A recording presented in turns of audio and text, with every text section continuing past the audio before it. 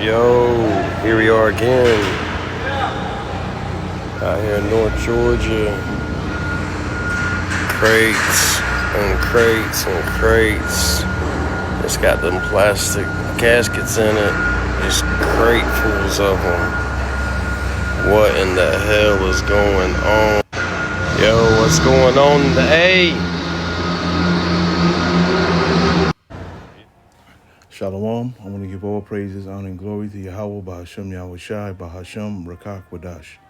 Double honors to the apostles and elders of Great Millstone, Ruel, peace, and salutations to the elect, and much respect to the brothers pushing this word in the four winds of the earth. And shalom to you few sincere sisters out there as well. It's Brother Ariel coming at you with another lesson here.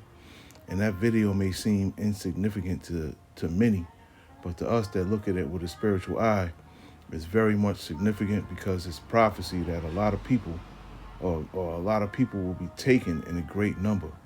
Okay, there'll be a lot of people out here that's going to die. Okay, and that's what these plastic crates, if you want to call them that, or plastic coffins, that's what they symbolize, man. Okay, that a lot of death is coming. Okay, before we seen them, those green plastic caskets, okay, before the pandemic hit, all right, and we see how many people, quote unquote, passed away during that time. Okay, so that's just an indicator that something big is coming, and a lot of people will be casualties of whatever comes. All right, but I'm gonna start here, 2nd Ezra 15:5. And it says, "Behold, saith the Lord, I will bring plagues upon the world, the sword, famine, death, and destruction." Okay, and I'm going to roll down to 12. It says, "Egypt shall mourn," Egypt meaning America, "shall mourn, and the foundations of it shall be smitten with the plague and the punishment that the Most High shall bring upon it." Okay, and I'm going to start 14 here. It says, "Woe to the world," woe meaning death and destruction, "woe to the world and them that dwell therein, for the sword and their destruction draweth nigh, and one people shall stand up and fight against another, and swords in their hands." This is something else that we are waiting. Okay, the civil war that is going to happen here in Babylon the Great, man. And there's going to be a lot of people dying in that as well. And it says, "For there shall be sedition among men, and invading one another. They shall not regard their kings nor princes, and the course of their actions shall stand in their power. A man shall desire to go into a city and shall not be able." Okay, and then we're waiting on martial law as well, man. A lot of things that we are waiting, that's going to show us that this place is being torn down piece by piece. Okay, "For because of their pride, the city shall be troubled. The houses shall be destroyed, and men shall be afraid. And a man shall have no pity upon his neighbor, but shall destroy their houses with the sword and spoil their goods because of the lack of bread and for great tribulation." Okay? So we're coming into these times now, man. America is going back and forth, having a Cold War with Iran. Okay, a Cold War is a war of words. Okay, so they're going back and forth right now. And Russia is saying, if you touch Iran, then it's going to be on and popping. So we're going to wait and see what happens with that. Okay, to wait and see what happens with these tariffs. They're talking about gas is going to go up. It's going to skyrocket. Okay, we got a lot of things that's happening right now, man. That's going to lead to people bugging the hell out. Okay, and then, sedition among men, just like it says here. Let's get 37. I'm just going to jump around. It says, "And there shall be great fearfulness and trembling upon the earth, and they that see the wrath shall be afraid, and trembling shall come upon them." Okay, I'm going to go to 16 real quick. And Salakia, if I'm rushing, I got to go to the plantation. This is 2nd Ezra 16:1. "Woe be unto thee, Babylon and Asia. Woe be unto thee, Egypt and Syria." And it says, "Gird up yourselves with cloth of sack and hair. Bewail your children and be sorry, for your destruction is at hand. A sword is sent upon you, and who may turn it back? The answer is no one. Okay, and that sword is Esau. Okay, that the sword is Esau's blessing. So the sword is being talked about here is Esau Edom, man. All right, and that sword is going to be let loose soon come. You know, against the population here. Going to be a lot of people dying out here real soon, man. We can't stress that enough. We keep telling y'all that, and Lord willing, you're receiving the message and preparing yourself spiritually and mentally for what's about to come, for what's about to happen on the earth. Okay? Woe is me, who will deliver me in those days?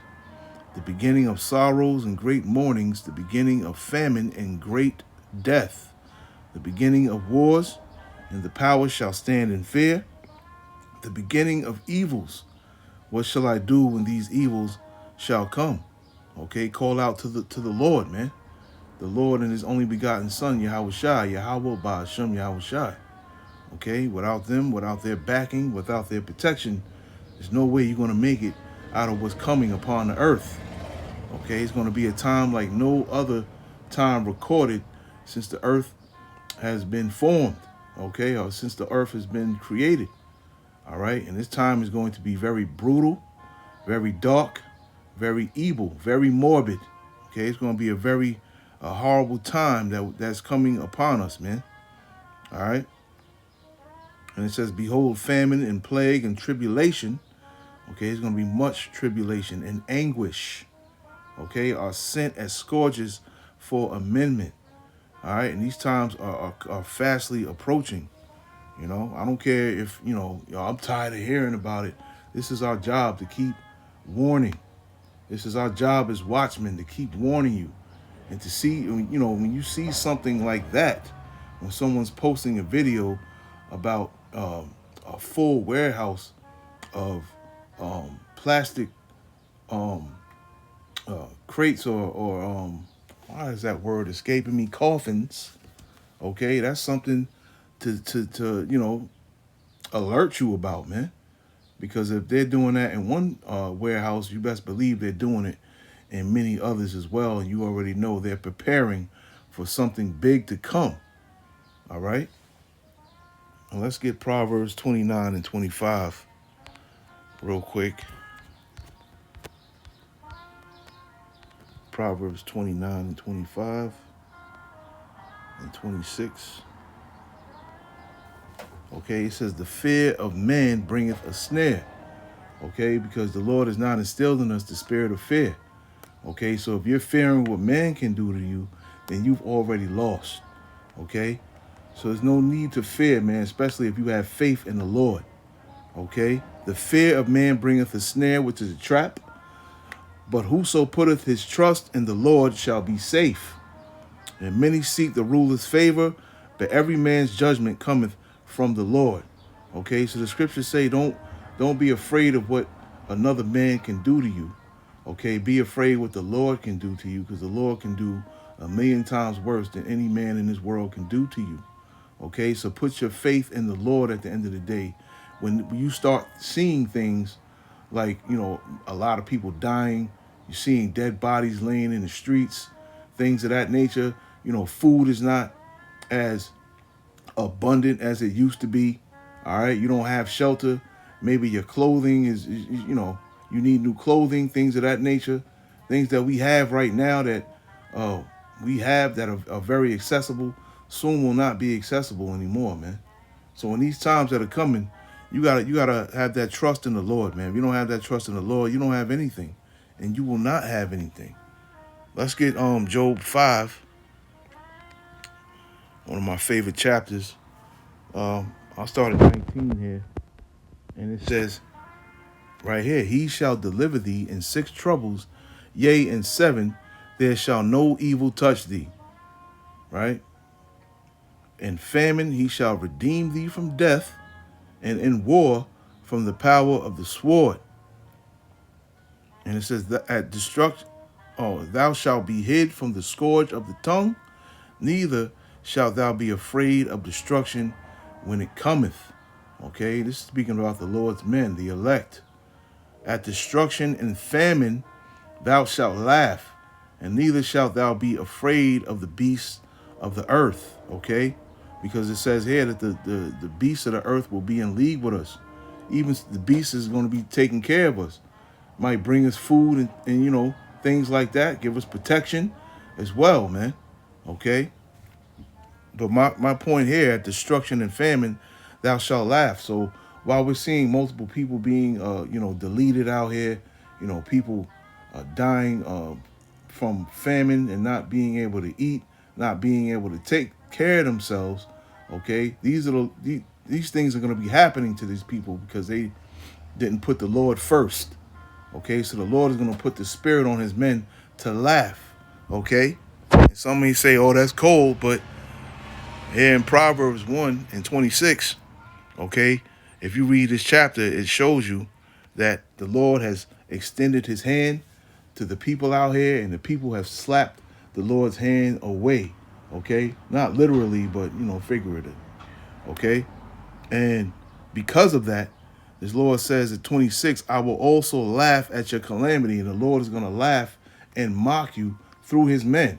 Okay, that's Job 5:20 matches up with Proverbs 1:26. I also will laugh at your calamity. I will mock when your fear cometh, man. Okay, so when you see men out there laughing and mocking when all this destruction is going on, best believe those are the Lord's men doing it. Okay, the Lord is going to have no pity upon those that have no trust and faith in Him, man. All right, let's get 2nd Esdras. Let's go back to 16.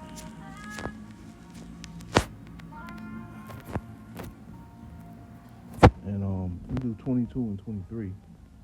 And it says, for many of them that dwell upon the earth shall perish of famine, and the other that escape the hunger shall the sword destroy.